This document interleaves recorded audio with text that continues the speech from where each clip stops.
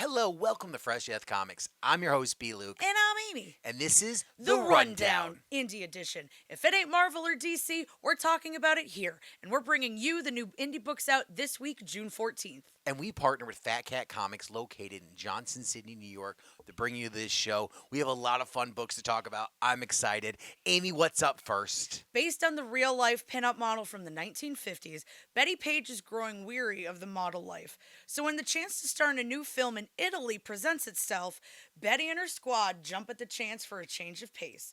But when accidents on set start adding up, is someone plotting to get rid of Betty once and for all? It's Bettie Page #1, written by Mirka Andolfo and Luca Bellingino. Robert Kirkman is making money moves. He just bought the rights to G.I. Joe and Transformers. But when you own these properties, what's the best thing you can do?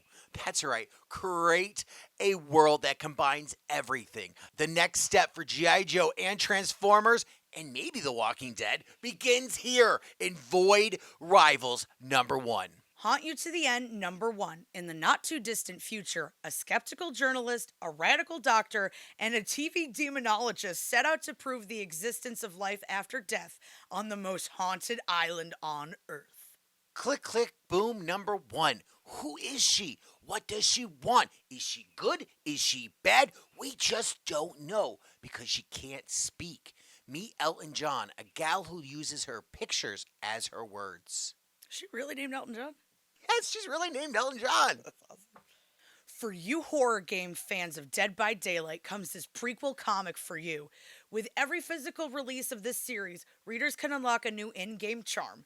And you'll want it, especially when you can play as Nicolas Cage. Another new #1 for you, a 5-issue story of Mothman. Who is he? Well, one thing's for sure, he's not from around here. And this grandma has to be the coolest grandma ever. Just saying. Why's she cool, B. Luke? Oh, I don't know. She just seems really, really fun. It's issue 3 of the Great British Bump Off. Shauna learns that Neil was poisoned by Nightshade, and some of the contestants on UK Bakery Tent are a little suspicious. But the bake must go on, especially when the contestants are faced with baking a cake based on their favorite films. I mean, come on, don't you want to see just how somebody can make an Avengers Endgame themed cake?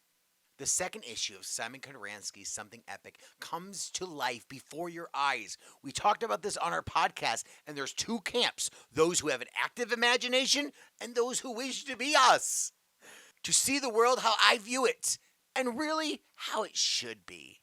News has reached the mothership that Trayvon, or as they call him, Monarch, has betrayed them. What hope does one kid have against a whole invasion? A special printing for you, Something Killing the Children fans. A special pen and ink version. A black and white copy with commentary by artists done by Werther Deladira.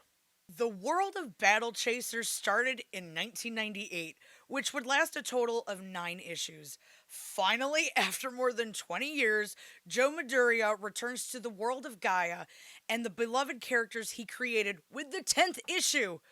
And I thought I waited a long time for Swamp Thing Green Hell.